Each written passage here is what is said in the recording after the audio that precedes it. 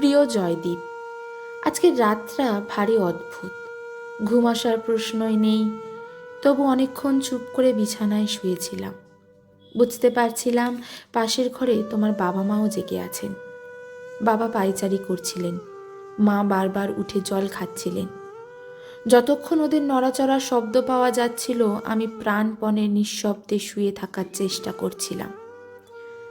গত 3 বছর ধরে এমনভাবে নিশ্চুপে নির্ঘুমে রাত কাটিয়ে দেওয়াটাই আসলে আমার অভ্যাস হয়ে গেছে। একসময় পায়ের শব্দ আস্তে থেমে এলো। ক্লান্ত হয়ে পড়েছিলেন। দুশ্চিন্তা, দুর্ভাবনা সব মিলিয়েই দুজনে একদম বিপর্যস্ত। এত কিছু সত্ত্বেও বয়সের ভারেই হয়তো একসময় ঘুম নেমে এলো চোখে। একটু সময়ের জন্য অন্তত শান্তি। আমার কিন্তু সেটুকুও হয় না জানো। ওষুধ খেলে রাতটা একটা ঘোরের মধ্যে কাটে বড় জোর, কিন্তু নিশ্চিন্তে গভীর ঘুমে তুলিয়ে যাওয়ার বোধ আমি ভুলে গেছি। অথচ দেখো, শ্বশুর বাড়ি বাপের বাড়ি সর্বত্রই ঘুম কাতুরে বলে আমার দুর্নাম ছিল। পাশের ঘরে সব চুপচাপ হয়ে গেলে বাবুয়া অঘরে ঘুমোচ্ছে দেখে আমি খাট থেকে নেমে এসে টেবিলে বসেছি। সেই যে নীল রঙের ঝালর বসানো কাপড়ের টেবিল ল্যাম্পটা আমরা নিউ মার্কেট থেকে কিনেছিলাম, সেটা জেলেই তোমাকে চিঠি লিখতে বসেছি। আর কয়েক ঘন্টা পরেই যে তোমার সঙ্গে দেখা হবে। কাঠের রেলিংয়ের ওপাশে থাকবে তুমি। পুলিশ ভ্যানে তোলার আগে নিশ্চয়ই একবার কথা বলতে দেবে, তখনই তোমার হাতে চিঠিটা দিয়ে দেব। গত রবিবার রাতটাও আমার এরকমভাবেই জেগে কেটেছিল। তবে সেদিন জাগার মধ্যে একটা উত্তেজনা ছিল, কিছুটা আশাও ছিল। ভাবছিলাম সব কিছু বিবেচনা করে হয়তো জজ সাহেব বুঝতে পারবেন যে আসলে তুমি নির্দোষ। 25শে ডিসেম্বরের রাতে ইলিয়াড রোডে ঘটে যাওয়া ওই জঘন্য ঘটনার সঙ্গে তোমার কোনো যোগ নেই। বুঝতে পারবেন আসলে অন্ধকারে ওই মহিলা কারা তার উপর অত্যাচার করেছে তাদের ঠিকমতো চিনতে পারেনি।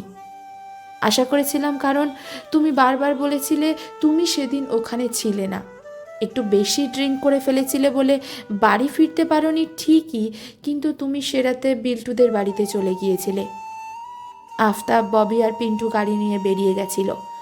বিল্টু আর তুমি গাড়িতে ওঠার আগে পর্যন্ত একসাথে ছিলে বলেই পুলিশ তোমাকে সন্দেহ করে নিয়ে গেছে। আমি তোমার কথা বিশ্বাস করেছিলাম, কিংবা হয়তো বিশ্বাস করতে বাধ্য হয়েছিলাম, কারণ বিশ্বাস না করে তো আর আমার কোনো উপায় নেই।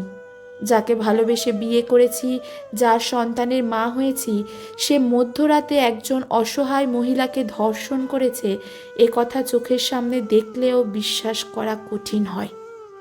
বিশ্বাস করতে চায় না মানুষ। তাই আশা করেছিলাম যে হয়তো তুমি নির্দোষ প্রমাণিত হবে। 3 বছর পর হাসি মুখে তোমার সঙ্গে বাড়ি ফিরব। পরদিন সকালে স্নান সেরে মা যাবেন কালীঘাটে পুজো দিতে, কিন্তু সেসব কিছুই হলো না। আইনের জটিল ধারা না বুঝলেও জজ সাহেবের রায় শুনে এটুকু বুঝতে অসুবিধা হলো না যে তুমি সেদিন ওখানে ছিলে এবং ওই মহিলার ওপর অত্যাচারে তোমারও সরাসরি ভূমিকা আছে। সে বিষয়ে বিচারকদের অন্তত কোনো সন্দেহ নেই। প্রমাণ তারা ঠিকঠাকই পেয়েছেন, আর সেজন্যই বাকিদের সাথে তোমাকেও দোষী সাব্যস্ত করেছেন। কাল সাজা ঘোষণা। উকিলের কাছে শুনেছি সব থেকে কম সাজা হলে সেটা হবে 10 বছরের জেল, বেশি হলে যাবজ্জীবন হতেও বাধা নেই, তবে ফাঁসি হবে না। গত 3 বছর ধরে তুমি জেলে আছো। আমি অনেকবার তোমার সঙ্গে দেখা করতে গিয়েছি, কিন্তু কিছু কথা তোমাকে কোনোদিনই বলিনি। একটাই কারণে, যদি তুমি নির্দোষ প্রমাণিত হয়ে বাড়ি ফিরে আসো, আসলে তখন এই কথাগুলো মনে করলে তোমার খারাপ লাগবে, নিজেকে অপরাধী মনে হবে। তাই আমি কিংবা তোমার বাবা মা কেউই তোমার কাছে আমাদের কষ্টের কথা বলতাম না। ওরা হয়তো আজও বলবেন না। সন্তানের মনে কষ্ট দেওয়াটা তাদের পক্ষে প্রায় অসম্ভব। কিন্তু আজ তো আমি নিশ্চিতভাবে জানি তুমি দোষী। তাই আমার আর কোনো দ্বিধা নেই। আমি কথাগুলো তোমাকে বলতে চাই, আর বলবো বলেই এই চিঠি লিখতে বসেছি। তোমাকে যখন পুলিশ অ্যারেস্ট করলো, বাবুয়া তখন 3 বছরে পাড়ার মন্টেসরি স্কুলে পড়তো। সে বছরই ওর বড় স্কুলে ভর্তি হবার কথা। আমাদের দুজনেরই ইচ্ছা ছিল ওকে সেন্ট অগাস্টিনে ভর্তি করার। বাবুয়া হোলি মাদারে ভর্তি হয়েছে শুনে তুমি আমায় জিজ্ঞাসা করেছিলে, সেন্ট অগাস্টিনে কেন ভর্তি করালে না ছেলেকে? আমি বলেছিলাম, এখন টাকা পয়সার টানাটানি যাচ্ছে, উকিলের পেছনে অনেক টাকা বেরিয়ে যাচ্ছে, তুমি বাড়ি ফিরে এসো, তারপর স্কুল চেঞ্জ করে দেব। সেদিন আমি তোমাকে মিথ্যে কথা বলেছিলাম জয়দীপ। বাবুয়াকে সেন্ট অগাস্টিন নেয়নি। বাবুয়ার কোনো দোষ নয়, তোমার জন্য।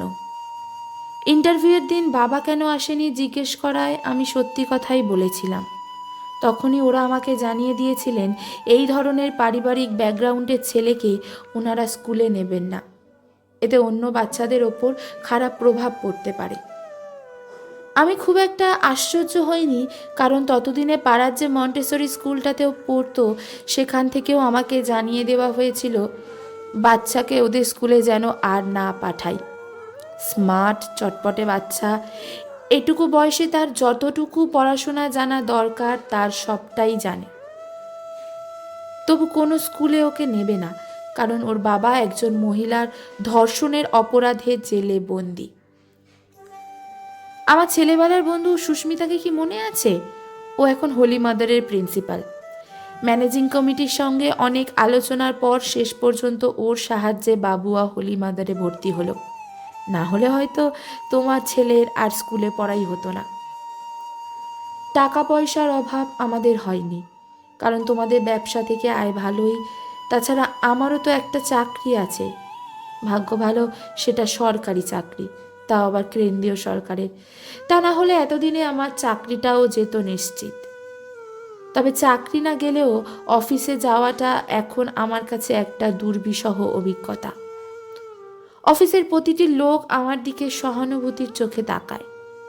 দেখতে ভালো বলে আমার মনে অল্প অহংকার ছিল, এখন মনে হয় সেটাই আসলে অভিশাপ। এমনই সুন্দর দেখতে বউকে যে তার স্বামী সুযোগ পেয়ে একজন মধ্যবয়স্ক মহিলাকে ধর্ষণ করে। আমার মতো মেয়েকে তো সবার করুণাই করবে, তাই না? তবে শুধু করুণাই নয়, তার সঙ্গে আবার নিষিদ্ধ আনন্দ উপভোগের ইচ্ছেটাও থাকে। অনেকেই, বিশেষ করে পুরুষকালিকরা ঘুরিয়ে ফিরিয়ে জানতে চায় তুমি ওই মহিলার সঙ্গে ঠিক কী করেছিলে, মানে ব্যাপারটা আসলে কতটা উপভোগ করেছিলে, কেমন লেগেছিল তোমার। ওদের এই আভাসে ইঙ্গিতে জানার ইচ্ছেটা বুঝে গা ঘিন ঘিন করে আমার। কিন্তু কিছু তো করার নেই, তাই চুপচাপ সহ্য করে যাই।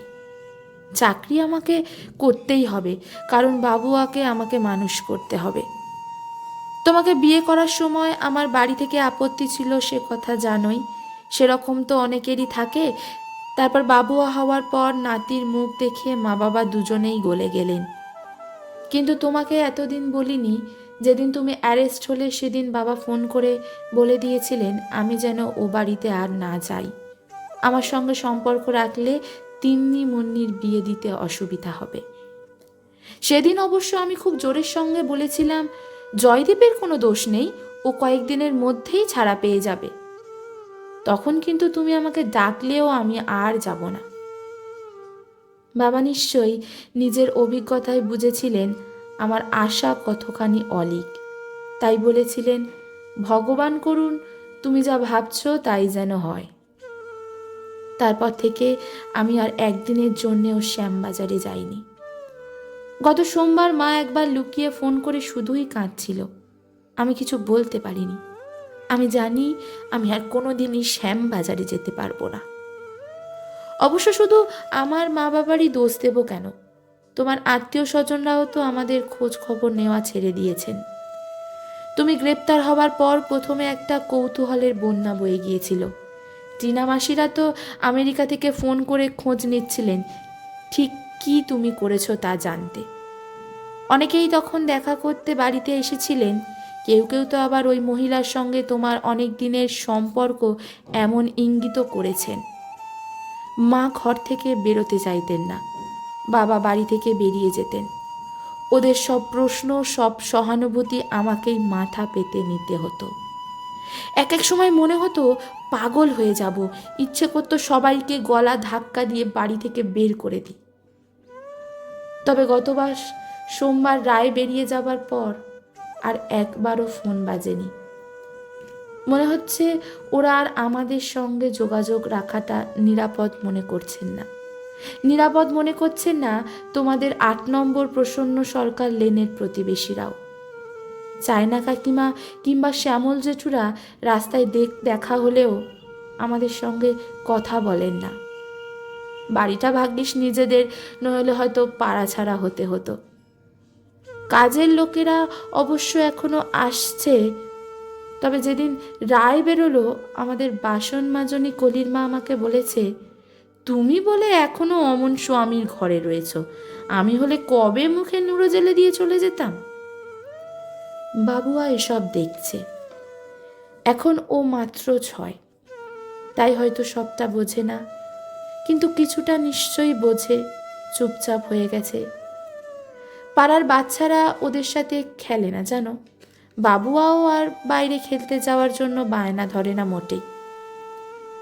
জয়দীপ, ওই বোঝাটা আমি আর বাড়াতে চাই না। অফিসে দরখাস্ত করেছিলাম, বদলি মঞ্জুর হয়েছে। আগামী মাসের 1 তারিখে জয়েনিং। বাবুয়াকে নিয়ে চলে যাব। কোথায় যাব সেটাই ইচ্ছে করেই বললাম না, যাওয়ার আগে তোমার মা বাবাকে বলে যাব।